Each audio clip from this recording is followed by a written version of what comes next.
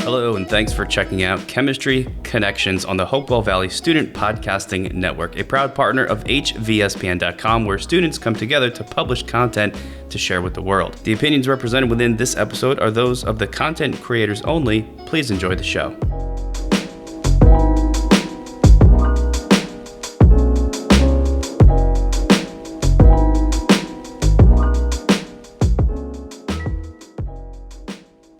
Welcome to Chemistry Connections. My name is Mea Allex, and I'm your host for episode number 3 called The Chemistry of Our Bonds with Dogs. Today I'll be discussing the science behind why we form attachments to dogs with a focus on the neurotransmitter and hormone known as oxytocin. For those of you who have a dog, or maybe multiple, you've definitely experienced moments when you look into each other's eyes and feel nothing but love. But why is that? Before diving into the science behind what happens when we feel a bond with a dog, we should first take a look at oxytocin. Oxytocin is associated with happiness, bonding, and affection. When higher levels of it are present, you experience more attachment to whatever triggered it to be released. It is most frequently seen in mother-child relationships in a positive feedback loop. Higher oxytocin levels for the mother results in more mothering behavior, which in turn raises their child's oxytocin levels, who then becomes more attentive and loving to their mother. This produces even more oxytocin in a constant cycle. These levels of oxytocin increase as physical contact between the mother and child increases. Now, the same can be said for dogs.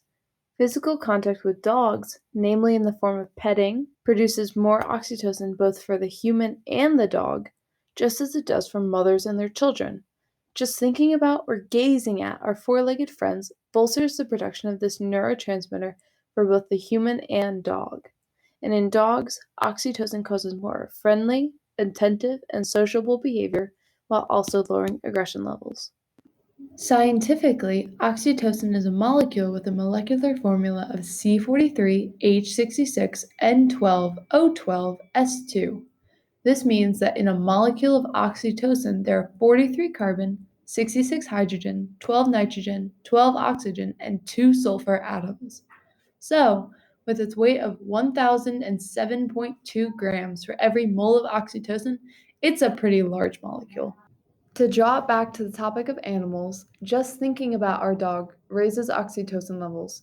These levels increase even more through eye contact and physical contact with our dogs. So, when we gaze at a puppy and our brain recognizes we're looking at something adorable, a signal is sent to release oxytocin.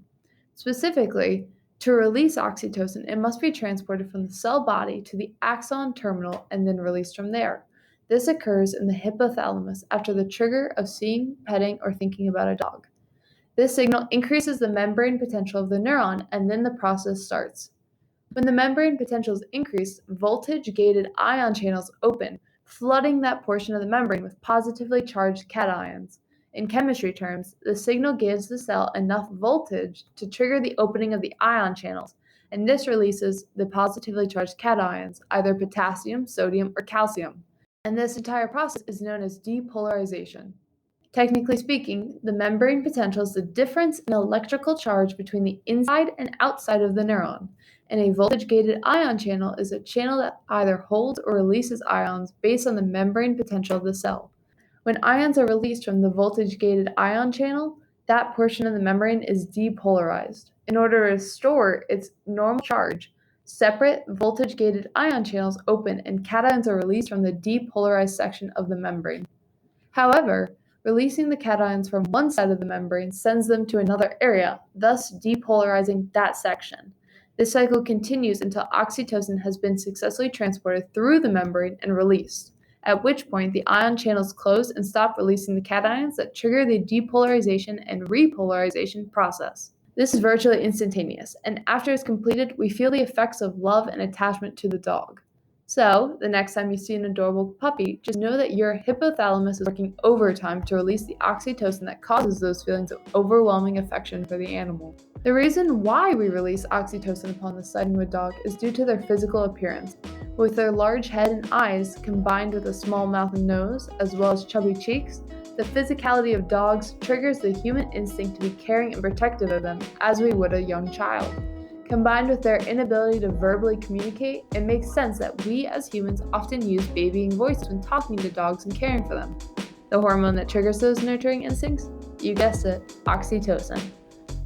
This exploration was especially interesting for me because I have 2 dogs at home that I adore, and I wanted to know the science behind why we as humans feel the way we do about dogs. Additionally, a significant portion of the world has at least 1 dog in their household, and they are known as man's best friend, so it's very relevant, and I believe many people would be interested in learning more about our connection to dogs. I also have a fascination with analyzing our emotions scientifically, so it was intriguing to answer the question of what happens when we see something adorable and feel attachment to it on a molecular and biological level.